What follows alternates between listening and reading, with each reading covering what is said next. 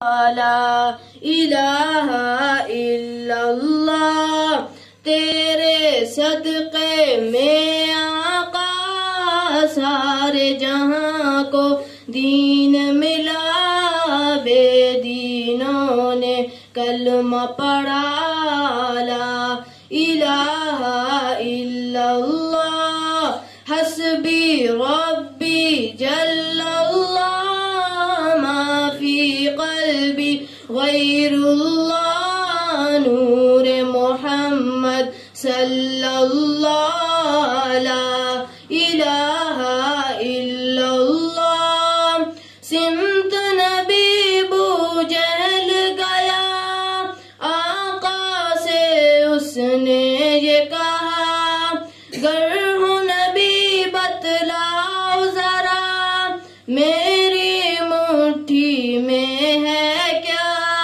سمت نبی بو جہل گیا، آقا سے اس نے یہ کہا، گر ہوں نبی بتلاؤ ذرا، میری مٹھی میں ہے کیا، آقا کا فرمان ہوا اور فضل رحمان ہوا، مٹھی سے پتھر بولا، لا الہ الا اللہ، حسبی ربی جل اللہ، ما فی قلبی غیر اللہ، نور محمد صلی اللہ، لا الہ الا اللہ، تیرے صدقے میں آقا سارے جہاں کو دین ملا، بے دینوں نے کلمہ پڑھا، لا الہ الا اللہ، وہ جو بلال حبشی ہے، سرور کا پیارا ہے، دنیا کے ہر عاشق کی آنکھوں کا وہ تارا ہے، وہ جو بلال حبشی ہے، سرور کا پیارا ہے، دنیا کے ہر عاشق کی آنکھوں کا وہ تارا ہے، ظلم ہوئے کتنے اس پر، سینے پر رکھا پتھر، پھر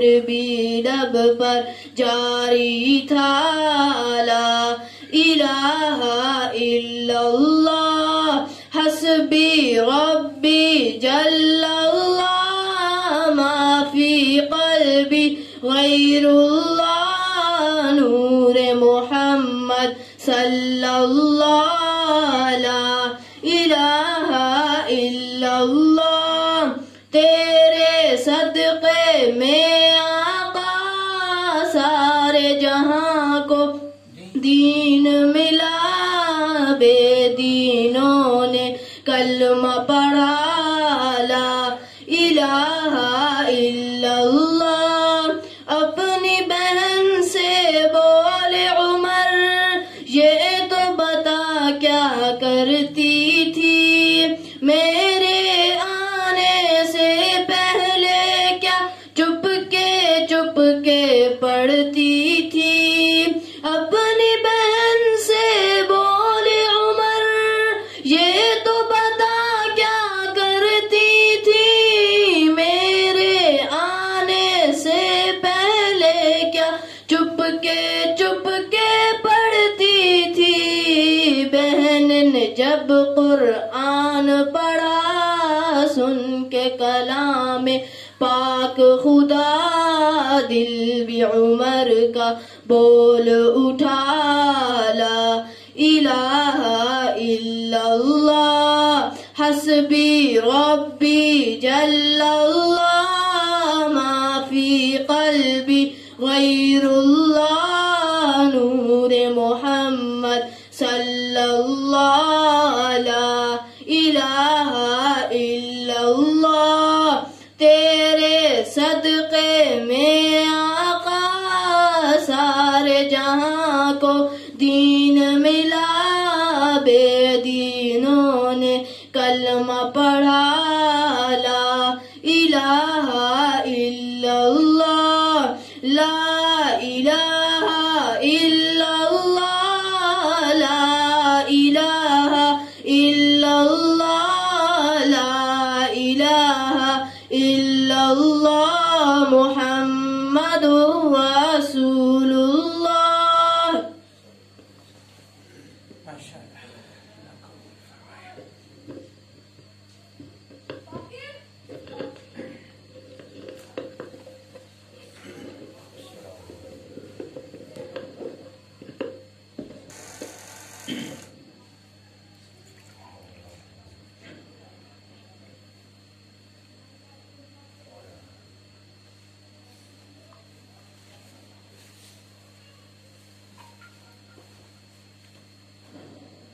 نحمده ونصلي على رسوله الكريم. اعوذ بالله من الشيطان الرجيم. بسم الله الرحمن الرحيم. قل هو الله احد الله الصمد لم يلد ولم يولد ولم يكن له كفوا احد. صدق الله العظيم. میرے بھائیو، دوستو اور واجب الاحترام ساتھیو، اللہ رب العزت کا بہت بڑا احسان ہے کہ اللہ رب العزت نے ہمیں نبی صلی اللہ علیہ وسلم کا امتی پیدا فرمایا۔ ایک مفتی صاحب نے فرمایا تھا کہ اگر ہم اس کے اوپر روز 2 رکعت نماز نفل پڑھیں تو وہ بھی کم ہے، اور ایک بزرگ نے تو یہاں تک فرمایا کہ ہم اپنی ہر سانس کے ساتھ درود شریف پڑھیں تو وہ بھی کم ہے۔ اللہ کا اتنا بڑا انعام ہے۔ پھر چاہے دنیا ہو یا آخرت، آخرت کا سما بھی فرما دیا کہ جب ہر نبی کو اپنی ذات کے اعتبار سے آخرت میں یہ فکر ہوگی کہ یا رب نفسی یا رب نفسی، وہاں اس وقت بھی ایک ہستی ایسی ہوگی جو اپنی امت کے لیے پریشان ہوگی، یا رب امتی یا رب امتی۔ یعنی دنیا کے اندر ہم سب کو تو یہ پریشانی دنیا کی ہے، تو دنیا تو کے لیے تو وہ ہمارے لیے دنیا میں مانگ کے چلے گئے، اور اتنا مانگا فرمایا کہ ساری رات کھڑے رہتے تھے اور پاؤں کے اندر ورم پڑ جاتے تھے۔ کس کے لیے؟ میرے اور آپ کے لیے۔ اتنی محنت کہ ہم سوچ بھی درکنار ہوتی۔ آج ہم اگر اپنے آپ کو دیکھیں نا تو چھوٹی چھوٹی باتوں کو بہت آگے تک لے جاتے ہیں، ان کے بارے میں سوچ، فلاں رشتہ دار نے یہ کہہ دیا، فلاں دوست نے یہ کہہ دیا، فلاں تعلق والے نے یہ کہہ دیا، اور وہاں عالم یہ ہے کہ امتی کسی بھی ترتیب سے جنت میں جانے والا بن جائے، اس کی فکر یہاں تک ہے، اور اس کے لیے یہاں تک کہ اپنے چچا کو شہید کرنے والے حبشی کو بھی معاف کر دیا کہ یہ بھی جنت میں جانے والا۔ اور دوسری طرف کتابوں میں بزرگوں سے سنا ہے، کتابوں میں پڑھا، بزرگوں سے سنا کہ ابو جہل، ایک دفعہ آندھی طوفان تھا، آدھی رات تھی، گھر کا دروازہ کھٹکھٹا، تو ابو جہل نے سوچا کہ آج میرے دروازے پہ جو بھی آیا ہے وہ مجھ سے جو بھی مانگے گا میں اس کو دوں گا، اگر میری بیٹی کا رشتہ بھی مانگا تو وہ بھی دوں گا۔ یہ اتنی آندھی طوفان میں جو بندہ آیا، ضرور اس کی کوئی بہت زیادہ ایمرجنسی ہے جس کے لیے وہ آیا۔ تو دروازہ کھولا تو آگے آقا جہاں صلی اللہ علیہ وسلم کھڑے ہیں۔ پوچھا بھتیجے کیوں آیا ہے؟ میری تو ایک ہی گزارش ہے، لا الہ الا اللہ محمد رسول اللہ. مگر ہدایت اللہ نے اپنے ہاتھ میں رکھی ہے. اب میرے بھائی دوستو، اللہ نے ہمیں بھی اسی کام کے لیے پیدا کیا ہے. عمر رضی اللہ تعالیٰ عنہ فرماتے ہیں کہ اس امت کے ساتھ جو خاص امت والا لفظ آپ صلی اللہ علیہ وسلم کی وجہ سے نہیں لگا، خاص کام کی وجہ سے لگا ہے. وہ کام کیا ہے؟ امر بالمعروف ونہی عن المنکر. اب ہر جگہ پر ترتیبات مختلف ہیں. مدارس والے یہ کام مدرسوں کے ذریعے سے کر رہے ہیں، تبلیغ والے یہ کام تبلیغ کی طرز پہ کر رہے ہیں، تصوف والے یہ کام صوفیاء کی طرز پہ کر رہے ہیں. مقصد ایک ہی ہے کہ بندہ اللہ پر، اللہ کے حکموں پر اور نبی صلی اللہ علیہ وسلم کے طریقوں پر چلنے والا بن جائے، اور نہ صرف خود بن جائے بلکہ اس کے اندر یہ فکر، یہ کڑن یہ پیدا ہو جائے کہ کس طریقے سے نبی صلی اللہ علیہ وسلم کا ہر امتی اس کلمے کے اوپر آ جائے. پھر وہ بڑے فرماتے ہیں نا کہ فکر تو کسی چیز کی تب ہوتی ہے جب اس کے اوپر انسان کا کچھ لگے، جان لگے، مال لگے، وقت لگے. اللہ نے ہمیں اس دنیا میں صرف اس لیے تو تھوڑی بھیجا ہے. دنیا کے معاملات میں ہم کسی دنیا کے لوگوں کی فکر پھر بھی کر لیتے ہیں. یعنی کسی کا کاروبار نہ چل رہا ہو نا، تو جب اس کے پاس جا کے بیٹھو تو سب اس کو مشورہ دیتے ہیں، ایسے کر لو، اس طرح سے کر لو، یہ کام ایسے چل جائے گا، ویسے چل جائے گا. لیکن دین کا کام ہم دیکھتے سنتے اور آگے سے بول ہمارا کیا ہوتا ہے؟ نہیں جی نہیں، وہ نہیں سنتا، نہیں جی نہیں، وہ نہیں سنتا، وہ نہیں مانتا.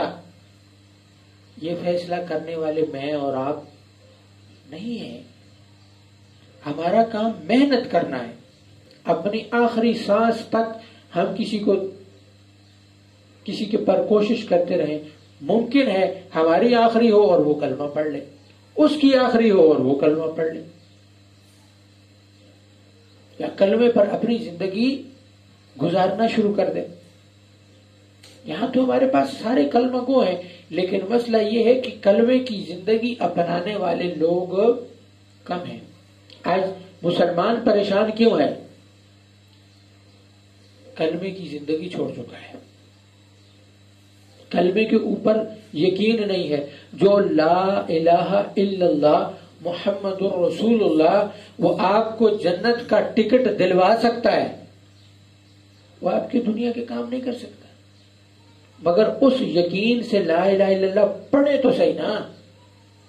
پہلے اپنے قلب کو لا الہ الا اللہ کی ضربوں کے ساتھ ایسا بنائیں تو صحیح نا کہ جب آپ لا الہ الا اللہ پڑھیں تو آپ کو بھی یہ بات سمجھ آنی چاہیے کہ اللہ کے سوا کرنے والا کوئی نہیں ہے.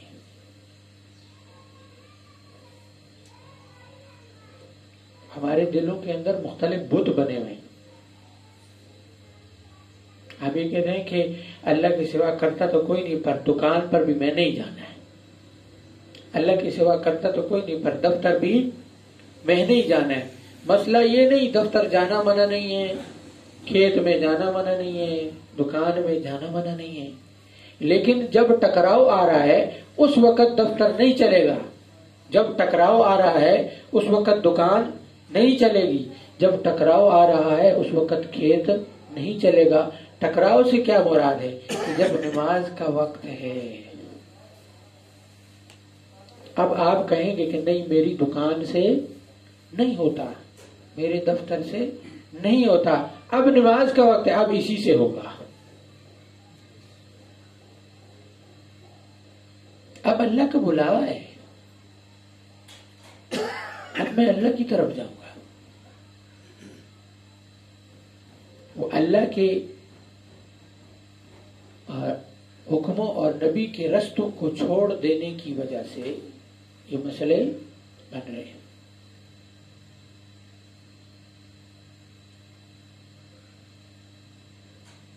ہم ان رستوں کو بھول چکے ہیں، اور رستوں کو کیا بھولے، اس بھولنے کو بھی بھول چکے ہیں. ہمیں رستہ کیا دیا گیا تھا؟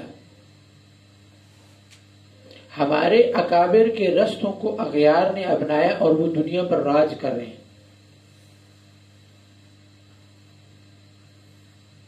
آپ کے جتنے بھی اس وقت دنیا پر قانون رائج ہیں ان کو بنانے والے صحابہ تھے.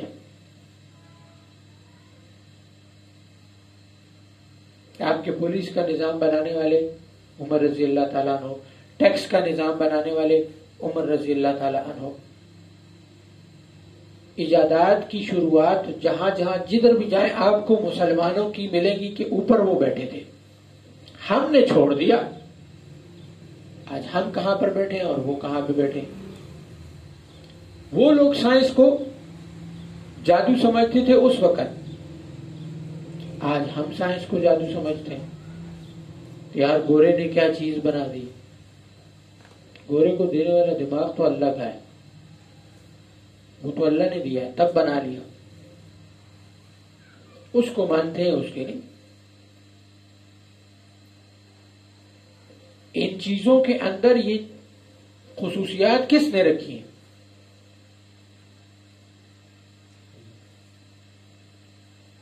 جب یہ چیزیں بار بار بولی جائیں گی تو دل میں یقین تو تب آئے گا. پھر اللہ دکھائے گا بھی کہ یہ سارے کام ہو کیسے رہے.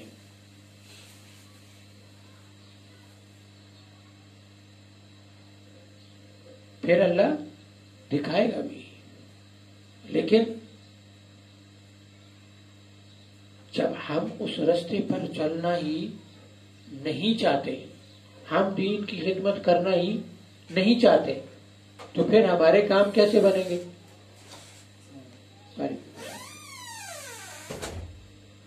نہ صرف دنیا کے بلکہ آخرت کے کاموں کے لیے بھی. ہم یہ سمجھتے ہیں کہ نماز پڑھنے سے ہمیں آخرت میں جنت مل جائے گی، دوزخ سے بچ جائیں گے. وہ بھی اللہ کے فضل کے ساتھ، نبی صلی اللہ علیہ وسلم کی شفاعت کے ساتھ ہوگا تو مسئلہ حل ہوگا، ورنہ نہیں ہوگا. ہم سے یہ دنیا کے مسئلے حل نہیں ہو پا رہے، آخرت تو بہت بڑی چیز ہے. لیکن وجہ یہ ہے کہ ہم اللہ کی ذات سے مایوس ہو کر بیٹھے ہیں.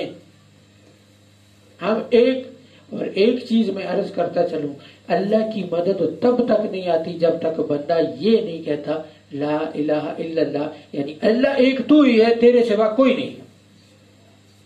ہم دعائیں مانگتے ہیں لیکن وہ میں نے کہا نا، عرض کی نا کہ بت دل میں بیٹھا ہوتا ہے کہ مجھے 5000 چاہیے، دعا مانگتا ہوں اللہ مجھے 5000 چاہیے، لیکن بت ہوتا ہے کہ وہ میرا فلاں دوست ہے نا، اس سے لے لوں گا. میری فلاں چیز بک جائے گی، مجھے 5000 ادھر سے مل جائے گا، میرا فلاں کام ہو جائے گا. اللہ آپ کی اس چیز کا محتاج نہیں ہے، اس ذریعے کا، اس وسیلے کا محتاج نہیں ہے. اللہ وسیلہ ضرور بنائے گا، لیکن جسے آپ چاہیں گے اسے اللہ وسیلہ نہیں بنائے گا، اللہ وسیلہ خود بنائے گا. ہو سکتا ہے جو آپ نے سوچا وہ اللہ اسی کو بنائے، لیکن ضروری. ہمارا یقین اللہ سے ہٹ کر اس بندے پر یا اس چیز پر زیادہ ہو جاتا ہے، مسئلہ اس لیے حل نہیں ہوتا.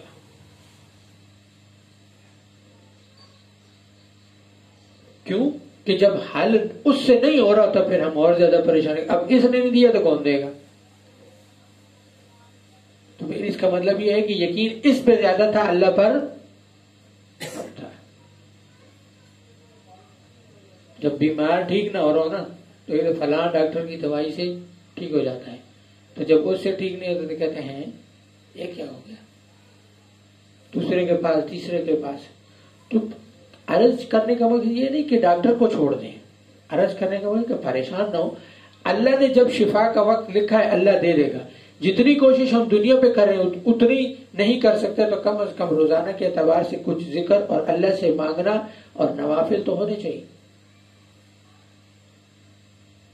پھر عوام سے کیا گلہ کریں کہ ہمارے اپنے ساتھی جب پریشان ہوتے ہیں، جب علاج معالجہ نہیں ہو رہا تو استاد جی فلاں کا علاج کیا وہ ٹھیک نہیں ہو رہا، تو بھائی آپ کو ہم نے فیض النور دے دی، طریقہ سکھا دیا، نہیں ہو رہا 2 رکعت حضرت کو فرما دینا 2 رکعت نماز نفل پڑھو، بیٹھ جاؤ مراقبے میں، اللہ تجھے خود سکھا دے گا کہ اس کا علاج کیسے ہوگا۔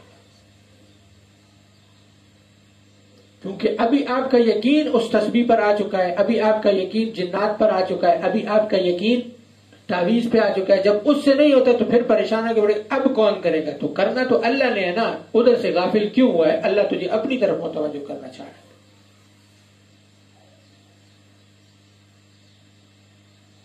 تو جب تک اللہ نہیں چاہے گا تو استاد بھی کچھ نہیں کر سکتا،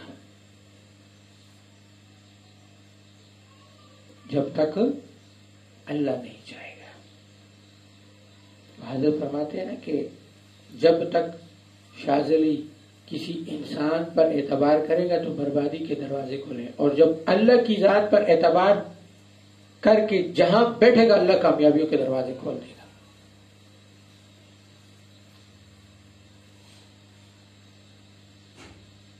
کیونکہ چاہے بڑا ہے یا چھوٹا ہے، سینئر ہے یا جونیئر ہے، سب نے ختم یہی فیض النور کی ہے، نسبت وہی ہے۔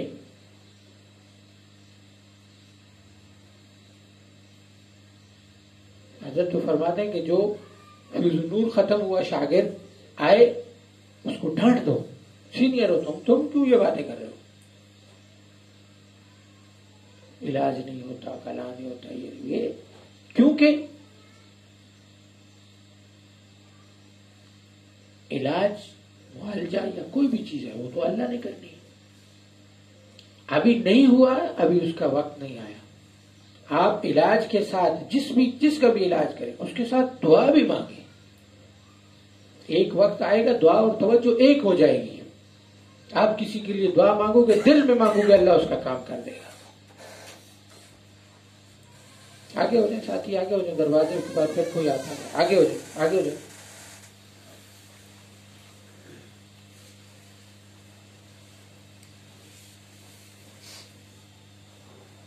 اس کا مطلب کیا ہے کہ اللہ کی طرف سے ابھی تک حکم نہیں ہوا۔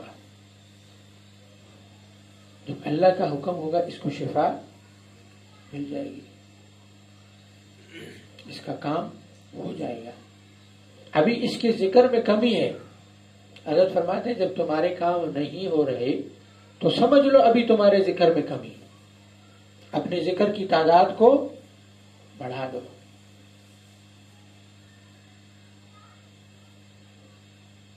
ایک آدمی دنیا کے کاموں میں مشغول ہے اور ایک آدمی اللہ اللہ کر رہا ہے، اللہ تو اس کی بھی سنتا ہے جو نہیں کر رہا، اللہ تو اس کی بھی سن رہا ہے جو کہ مسلمان بھی نہیں ہے۔ تو جو آدمی اللہ اللہ کر